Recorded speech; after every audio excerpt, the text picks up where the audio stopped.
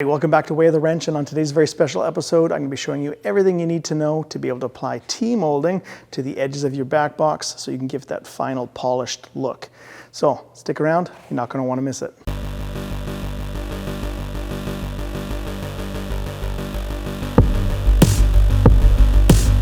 So first off, what is T-molding? Well, this is T-molding. It's simply a finishing product made out of plastic so that you can apply it to the edges of woodworking projects to hide the edges, or in this case, because we have a melamine cabinet, we don't even have to finish or paint or sand those edges. We can just put the T-molding over top and it's going to look really professional.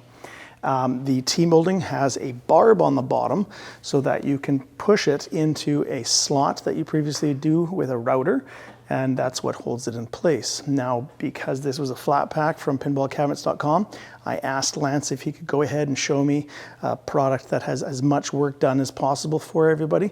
And so you can get that routering done for an extra charge, which he did for mine, and it's gonna make this so simple. Now you can get this T-molding in all kinds of colors and patterns and stuff like that. For example, this one here, you can get it in a chrome finish. They've got gold, they've got fake woods, they've got even leather or vintage designs, and they've got a wide range of different colors from black to neon green and all kinds of cool stuff, so that you can suit your T-molding to kind of match with the theme that you've got going on for your cabinet. Now, I get all my T-molding from tmolding.com, and I'm not sponsored by them at all by any means, but I do like their products and I've used them quite a bit. So I do highly recommend you guys use those guys. And if tmolding.com wanted to send me something in the future, I would probably be very happy and put that in one of my future videos as well. Now, if you have to cut this slot in your project because you didn't get a flat pack from Lance, I will post a link up to a video above where I did this for my cabinet, and that way you can see how to do that.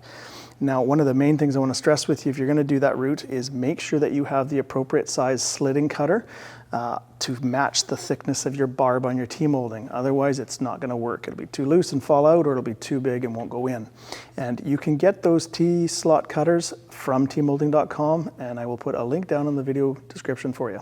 Now, when you go to order your T-molding, make sure you have enough. So simply get your tape measure out, measure for all the way around both sides and the top and bottom of your back box, then times that by 2 for the other side. And in my case, I also want to run one on the top front edge, so measure that. And then don't be a cheapskate. Literally get another foot or 2, because we're only talking about $1 or $2 extra for the order, to make sure that if there's any goof ups or you just have a little bit extra, so you're not short and having to order again a whole long piece. So in my case, I ended up having, I believe, 18 feet of this black stuff. I actually ordered this when I did my Tales of the Arabian Nights cabinet, as well as the chrome one, because I didn't know which one I wanted. I ended up going with chrome with that package, but I've done that now on 2 projects, so I want to do this black now, which works because I have this sitting aside waiting for me. All right, so what do we need to do this job successfully? Well, we're going to need our T-molding in the color and thickness that we want. Make sure you order enough material. You're going to need a soft face hammer. Now, you can actually just use your thumb and push it in along as you go, but this makes it a little easier and less painful on the hands. Get yourself a soft-faced hammer, and what I like to do, just in case to make sure that there's no marks transferred into that T-molding, is I just get a cloth and I kind of double, triple layer it up, and I just masking tape wrap it on there so it's going to stay put, and this is going to add some added protection to make sure I don't scuff up my T-molding. Plus my soft-faced hammer underneath is ancient and nasty and I don't want to do any damage. Okay, you also need a box cutter so that you can cut the ends at 90 degrees and cut it to length. And you're going to need a pair of these. These are diagonal side cutting pliers, and we're going to use that for cutting the barb underneath when we get to corners, and I'll show you that in the video. The very first thing I recommend you do is you take a look at the end of your T-molding and make sure it is straight and 90 degrees. If it's not, take your box cutter, put it on a flat surface and cut it gently to a nice 90-degree angle. Watch your fingers so you don't cut yourself with the blade. Now, the next step after that is, where do you start this? If you put this anywhere and start putting it in, there's going to be a seam line where it starts and ends. And you don't want to have that in the front for sure. And why even put it at the back when you can put it somewhere where no one's going to see it? So I highly recommend you put it in the middle of the bottom of the panel. That way that seam's never going to be seen. Okay, take the barb and put it into the slot, like I said, about halfway down. Get it kind of started. And And then get your hammer and just start tapping it in. Now, it's really important that you are not smashing the crap out of this because you will actually damage the plastic and put little flat spots. So just take your time, little taps, and you can put it in. Now, you also got to make sure that that barb is in the groove and ready to get put in. Plywood's a little better at kind of guiding it in, but if you are making something out of MDF and you get that barb off at an angle and hammer, it'll start chewing into the MDF, so watch that.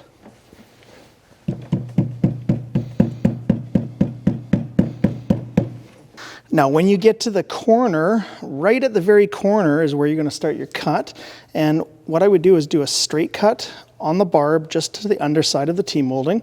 And then you have to do kind of like a little bit more than a 45-degree angle. Take out that little pizza pie piece and then do a 45-degree angle on that cut and take that out. And that way, when you go around a corner, this barb won't try to fight itself as it's trying to bend on top of itself, and it'll allow you to do that corner. So like I said, get it kind of close up to the corner, mark it with your finger, cut down first, and then you can cut your 45 degrees. And I would go a little bit more. There's the one side. There, you can see there's like a 90-degree kind of cut out there. And then go ahead and hammer it in and around the corner. And then just continue all the way to the end, and you're going to rinse, repeat all the way around.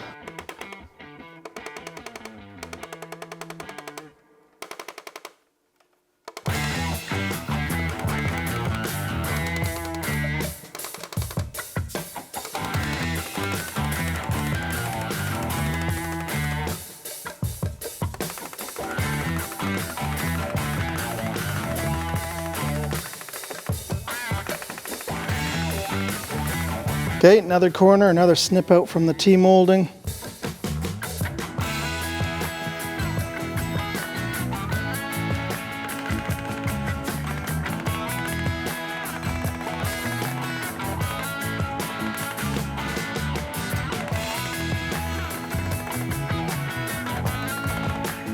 Okay, and then I just flipped it over to make it easy so that I can hammer down.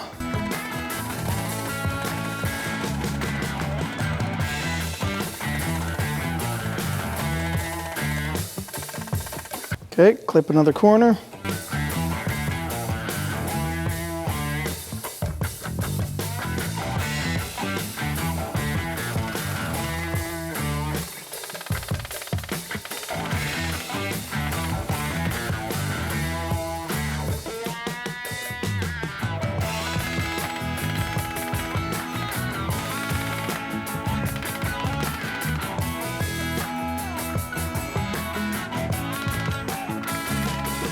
Now, when you get back to the beginning, you're gonna have to cut this off, but here's where you can royally screw this up. If you cut it too short, you're gonna have a gap, and if it's really big, you might have to redo this whole thing.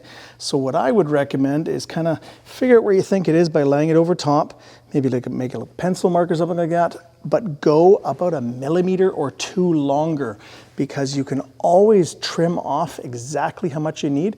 That way when you push it in there, it'll be 0 gap and it'll look great. And at the end of the day, I guess if you miss it up a little bit, nobody's going to see it, it's at the bottom, but you should always shoot for try to get as best as you can.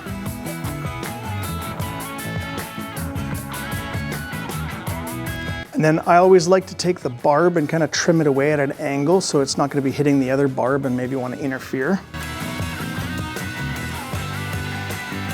And then kind of give it a test fit and see if it truly is long by that 1 or 2 mil, and then you just slowly trim away at it, cut at a time until it looks great.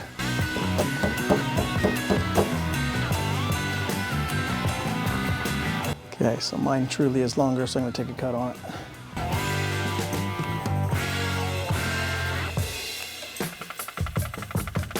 So just take your time and creep up on it. You could be surprised how close you can get it. And remember, it is on the bottom, so you're not going to see it anyway.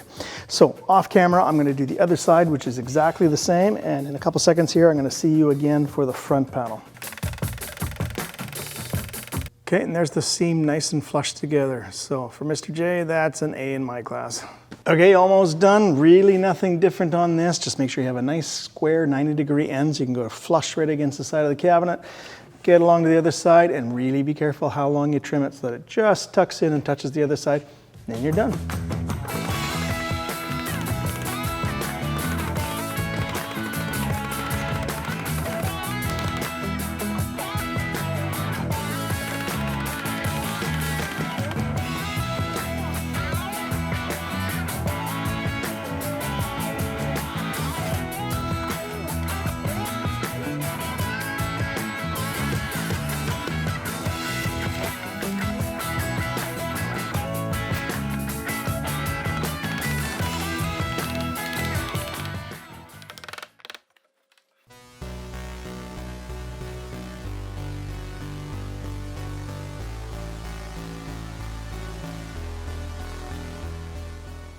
It's a wrap in another video from Way of the Wrench, this time on how to do your T-molding on your virtual pinball cabinet.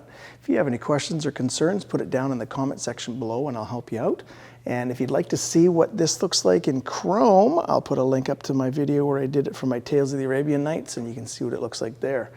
What's next? Well, now that this is pretty much done, kind of the next major thing on this would be mounting the back glass monitor. So maybe we'll do that, and then this could probably go onto the cabinet and live there till it's done. Or maybe we'll do legs and grounding strap next. Who knows? You just have to stick around and see. If you haven't already, why don't you join us on Instagram? That way you can see what's going on in the shop in between videos. And until next time, take it easy.